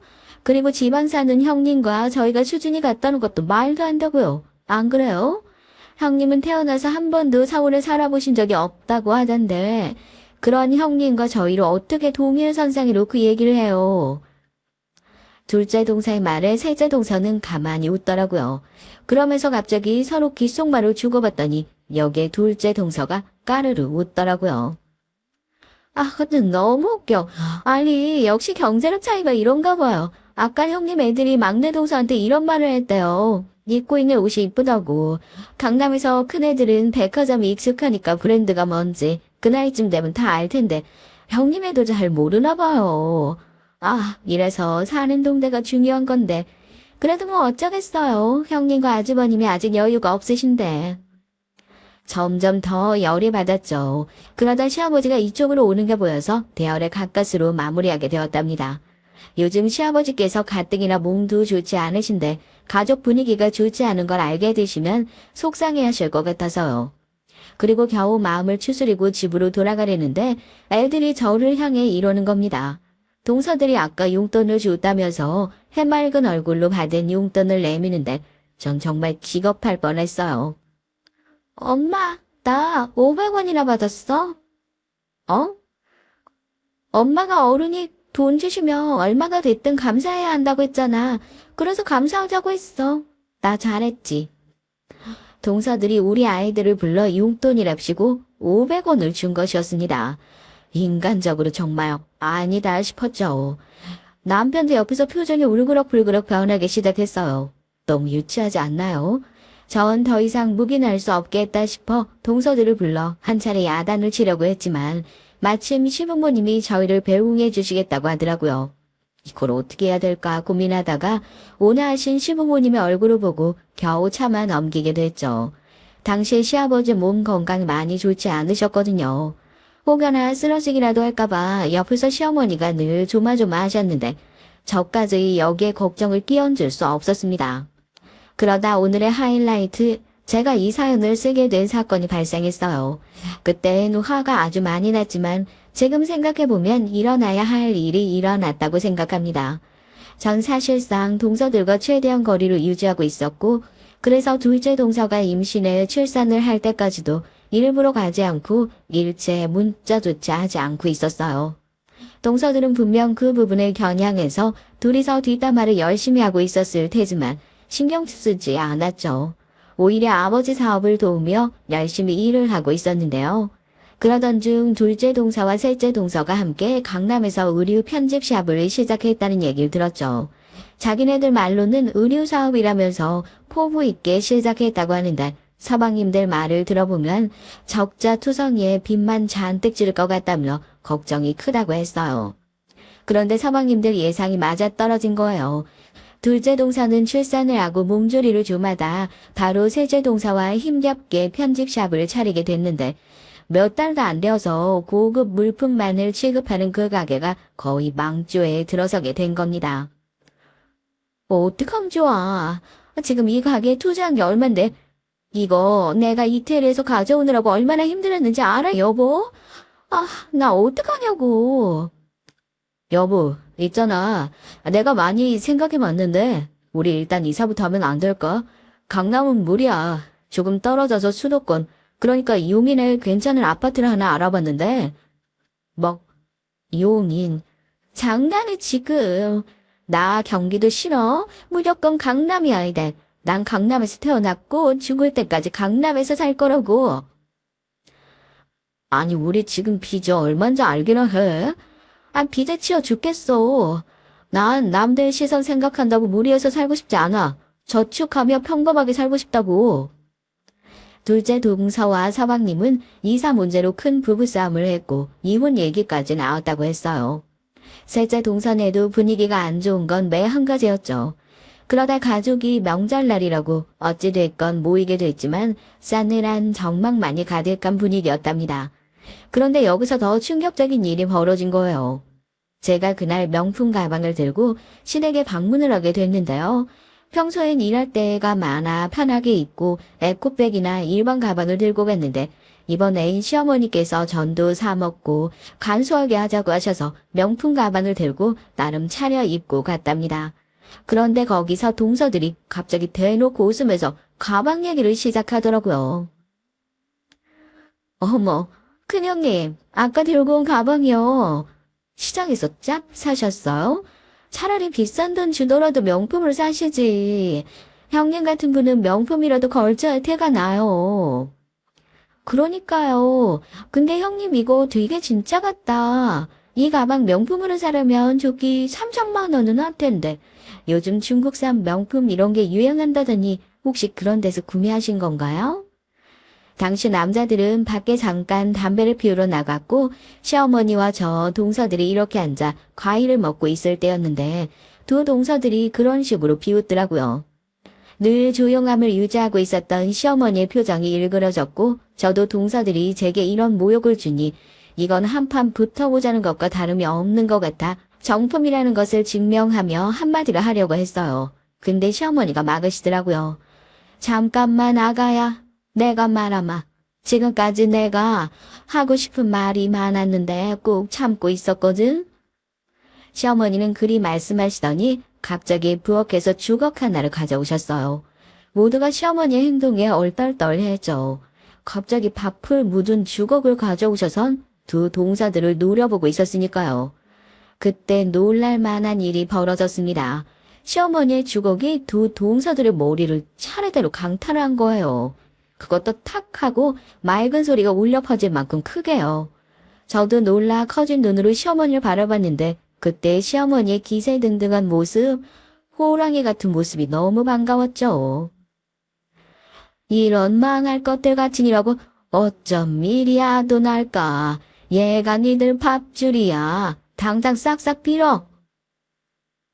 그게 무슨 말씀이세요? 아, 형님이 저희 밥줄이라뇨? 아니, 전 전혀 이해가 안 되는데? 니들이 시작했다는 그 고급 옷가게인지 뭔지, 내 아들 돈 축내면 하는 그 짓거리, 그 가게 건물이 얘네 친정 거야. 곧 얘한테 넘어올 거고, 그것도 모르고 우리 멍청이들이 어디서 허영심을 부리고 자빠져 있어? 시어머니의 말에 동서들은 둘 다 넘어가기 일보 직전인 표정이 됐습니다. 그제야 저에게 진짜냐며 서둘러 물어오더라고요. 형님, 진짜예요? 아니죠? 아니, 형님 친정인. 아니, 그 강남 건물 소유해 주시라고요? 그 건물 100억이 넘어가는데, 그럴 리가, 형님 지방 사시잖아요. 지방에서 나고 자랐다고. 근데 어떻게 이런 일이. 동서 정신 좀 차려. 지방 살면 뭐 다 가난하다는 법 있어? 우리 친정도 그렇고 나도 그렇고 단 한 번도 가난하게 자란 적 없어. 물론 사업이니 고비가 있었지. 그래도 동서처럼 막무가내로 책임지지도 못할 일 벌려가며 살진 않았거든. 우리가 이런 부를 축적한 거 떠벌리고 싶지 않아 조용히 있었더니 몰래 빈수레가 요란하다고 동선을 보니까 알겠더라. 조심해 동서. 눈 똑바로 뜨고 앞으로 동서 주변 잘 보고 다니라고. 제가 일가를 알리자 두 동서들은 충격을 받은 얼굴로 풀썩 주저앉아 버리더군요. 셋째 동서는 현기증이 나는 듯 머리를 감싸주고 있었고요. 사실 동서들이 우리 가게를 연다고 했을 때 그 가게가 저희 아버지 건물에 들어온 건 우연이었습니다. 아버지께서 제가 핸드폰으로 동서들의 얼굴을 보여준 적이 있던지라 제게 기뜸해오긴 했지만 시어머니께만 알려드리고 모르는 척 굴었어요. 어머님, 이건 어머님만 알고 계시고 우리끼리 비밀로 해요. 아니 왜 굳이 비밀로 해야 되니? 아니 쟤들이 네 재력을 알면 덜 괴롭힐 텐데. 어차피 전 동서들이 하는 말 신경 안 써요. 오히려 알면 뭐 하나라도 뜯어가려고 할 텐데 전 그런 관심이 더 불편해요. 알겠다. 그럼 나도 모른 척하고 있으마. 다만 언젠가 좋은 카드가 될 것 같다고 생각은 하고 있었죠. 그걸 시어머니께서 이렇게 시원하게 터뜨려 버리실 줄은 몰랐지만요. 시어머니는 제 말이 끝나자마자 주걱으로 한 번씩 더 동서들의 머리를 강탈을 하시더니 한 말씀 길게 남기셨어요. 너희들 첫 번째 아가 번번이 무시하는 그 못된 버릇, 내가 그 버릇 고칠 자신이 없어서 그냥 두고만 있었더니 어째 점점 더 심해지는구나. 이건 큰 며느리도 무시한 거고 니들 시어머니 나도 무시한 게지. 며느리로 들어온 애들이 너네처럼 못돼 처먹은 애들인 줄은 상상도 못했어. 너 어떻게 둘째 너는 애까지 낳았다는 여자가 그럴 수가 있어. 니들 앞으로 첫째 말 맞다나 정신 똑바로 차리고 살아라. 이런 일 다시 또 안 생기란 보장이 있겠니? 내가 두고 볼 거야. 니들은 내 전 남편보다 더 악독하고 지독하다. 시어머니의 말씀이 끝나자 두 동서들은 더 죄 지은 표정이 됐어요. 셋째 동서는 거의 울기 직전이더라고요. 그때 밖에 나가 있던 남편과 서방님들이 들어왔습니다. 시아버지도 함께였고요. 시어머니는 대충 상황을 설명하시려는 듯 했는데 전 고개를 내젓고 나중에 말씀드리자는 눈짓을 했어요. 오늘은 이 정도에서 분란을 마무리 짓는 게 좋을 것 같았거든요. 그 후 좋은 소식부터 말씀드리자면 동서들은 서방님들과 모두 이혼했습니다. 둘째 동서, 셋째 동서 예외 없이 모두요. 어느 날 시어머니께서 서방님들을 불러 진지하게 이런 말씀을 하셨다고 합니다. 두 동서의 행태에 대해 말하며 그런 여자와 행복하게 살 자신이 있겠냐고요. 행복이란 말에 셋째 서방님은 이미 고개를 내저으셨고 그간 동서들에게 불만이 쌓일 만큼 쌓여왔던 서방님은 일제히 그렇게 이혼 서류를 내미셨다고 합니다. 시어머니는 나중에 저를 따로 불러 이런 말씀을 해주셨어요. 내가 진작에 이렇게 했어야 할 것을 너무 미안하구나. 목소리를 내지 못하고 가만히 지켜보고만 있었던 것이 참 죄책감이 들었단다. 이제 나도 발 뻗고 잘 수 있겠어. 시어머니는 지금껏 한결같이 효부 며느리 노릇을 해준 게 고맙다고 하셨고 저도 괜스레 감동에 젖어 눈물을 흘렸답니다. 또 시어머니는 사방님들이 동서들과 이혼을 하게 되어 속이 후련하다고 하시더라고요. 저 역시 그랬죠. 형수님, 제가 형수님한테 도움받은 게 많은데 와이프랑 결혼하고 나선 유독 못해드린 것 같아요. 실망시켜드려 죄송합니다. 와이프 입장만 생각하느라 형 말대로 형수님 기분을 상하게 해드렸어요. 일단 사과부터 드리고 싶어요. 부디 못난 저 용서해 주세요. 앞으로 잘할게요. 사방님들은 저에게 와서 이런 용서를 빌기도 했는데 저는 괜찮다고 이해한다고 말해줬습니다. 사실 서방님 잘못이 아니었으니까요. 물론 동사들은 그 전에 저를 한번 찾아와 울며 불며 난리가 났습니다. 아마도 시어머니의 배후에 제가 있다고 생각이 됐는지 서방님들이 시어머니의 말을 듣고 와서 갑자기 이혼을 선언했다고 제발 시어머니의 마음을 돌려달라고 하더군요. 내가 무슨 죄로 어머님의 마음을 돌려. 난 그럴 힘 없네. 그리고 부부 문제는 알아서 해결해. 다들 그 정도 나이는 됐잖아. 연로하신 시어머니 찾아가지 말고. 제가 딱 버티고 서서 그렇게 말하자 둘 다 힘없이 돌아갔어요. 거기다 사실 시어머니뿐 아니라 이번엔 평소 말씀이 별로 없으시고 무뚝뚝하신 시아버지까지 개입해서 이혼하라고 성하셨다고 하네요. 시아버진 서방님들과는 특히나 더 정서적인 교류가 없으셨는데 이번 일을 들으시곤 넘어갈 수 없다고 판단하신 모양이죠. 게다가 동서들은 마지막 발악이라도 하고 싶었는지 자기들 편집샵이라도 유지하려고 저희 친정 아버지까지 찾아갔는데요. 친정 아버지가 먼저 제게 의견을 구해 오시더라고요. 하지만 동서들은 이미 적자의 형태로 운영해 오고 있었고 나아질 기미는 더더욱 없었으며 월세도 못 내고 있는 형편이었기에 동서들을 봐줄 이유가 하등 없었습니다. 사실상 그 옷을 보는 안목이라는 게 동서들에겐 전혀 없었거든요. 그래서 나가는 것으로 마무리가 됐어요. 마지막으로 동서들의 우는 얼굴을 보는데 짠하면서도 고소한 마음이 동시에 들더라고요. 하지만 좋은 일이 있으면 안 좋은 일이 있듯 두 번째로 조금 안 좋은 소식이 있었네요.